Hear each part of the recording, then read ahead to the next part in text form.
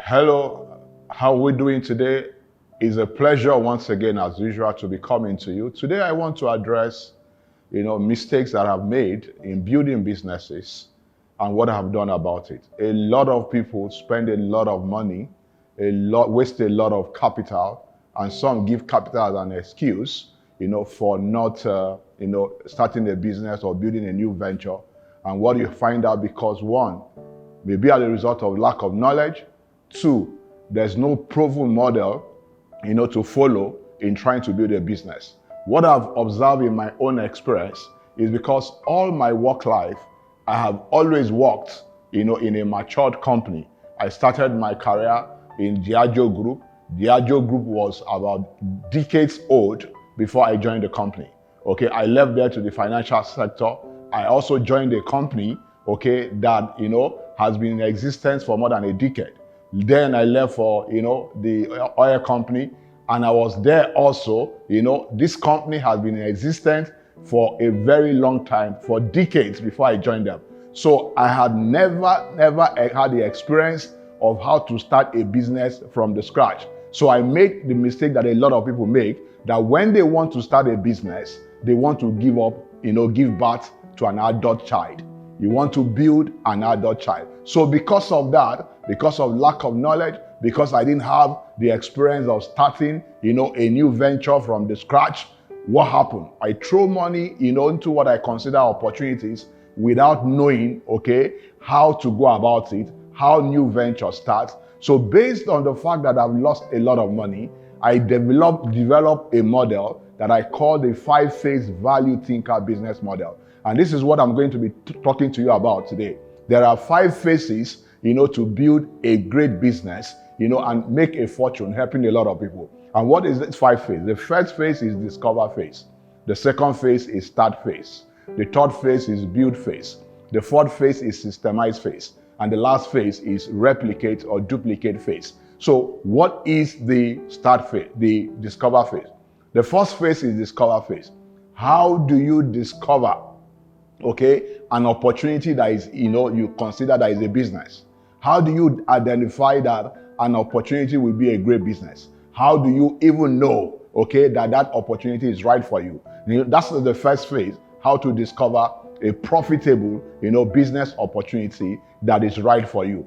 I give you an example. A lot of people say they are looking for, opportunities, and what happened? You can look for opportunities from now to thy kingdom come without finding any. But if you say you are looking for a problem, everywhere you go, you find problem. So every time you find a superior solution to an identified problem, you are finding an opportunity. But the other question is that, is that opportunity big enough to consider it a business? The second thing is that how do I know that opportunity is right for me? It has to do with, the need in the market, what I call, the head, the hand, and the heart.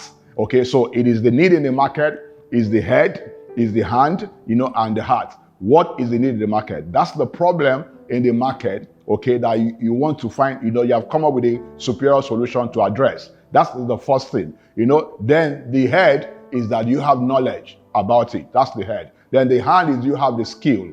And, the heart is you have the passion. Is you what you, like to do.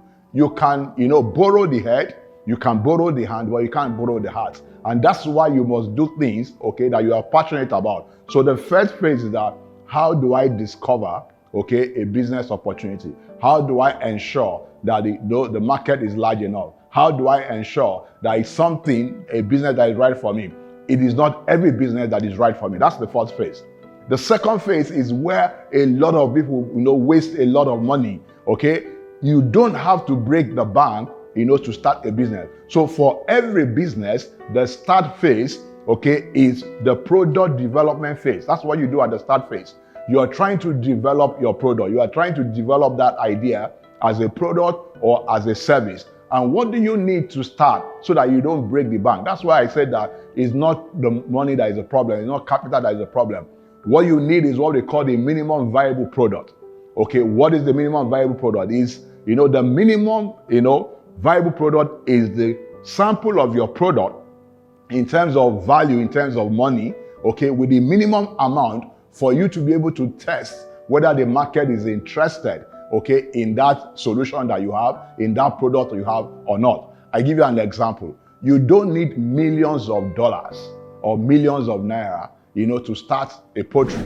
If you want to do a poultry, for example, what do you want to do? You want to sell eggs and you want to sell birds. But you don't need millions of naira to do that. What could be my minimum viable product if I want to start a poultry business? Okay, it could just be a video of a big poultry farm that has all the eggs, all the birds. And what do I need to do? I just need to come into an agreement with the owner of the poultry farm, find out how much he sells the bird, okay, and agree an amount to him. I can now go to the market, okay, and sell at a margin. That's all I need to do. So my minimum viable product is just that video, that shows that any quantity of, of birds or any quantity of egg you want, you can always get it. What is the whole essence of the minimum viable product? You want to get feedback from the market. Okay, so as you build the product, okay, you are getting feedback of the market, what the problems the market wants, what they want to do, how they want the product delivered. So at the end of the day, okay, you are building a product that the market cannot resist. Why? You are building the product with input from the marketplace. So once you get that, at the end of the day, you find out that the features, the benefits of your product is about what the market has recommended. So in this case, you are not spending money except, okay, you get the feedback that the market is interested, in the product. For example, you've had a couple of times where, you see a product advertised online, and when you click on it, they tell you that we have gone out of, we have gone out of stock.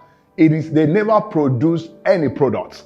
They just, listed the benefit, the features of the product to see whether people will be interested in the product. So it is only where you know that a large number of people, okay, is interested in the features, in the benefit of the product you are coming, to the market with, that is when you are allowed to spend a dime, okay? And at this time, all right, so the first start phase of any startup development is what? Product development. So after you have, developed, you have found out that the market is interested in the product, that is when you begin to spend money to begin to develop the product.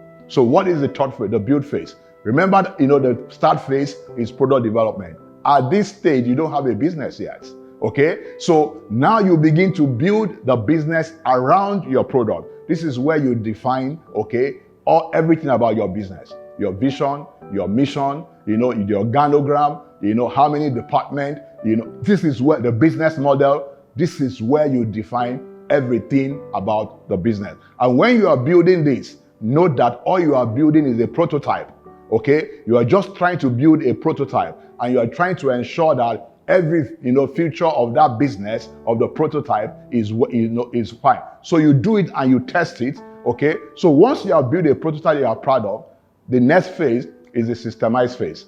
This is where you begin to systemize the different, business processes. Your sales processes, your marketing processes, your production processes. This is the way you begin to define those systems, okay? Your lead generation system, how do you get order? How do you, fulfill order?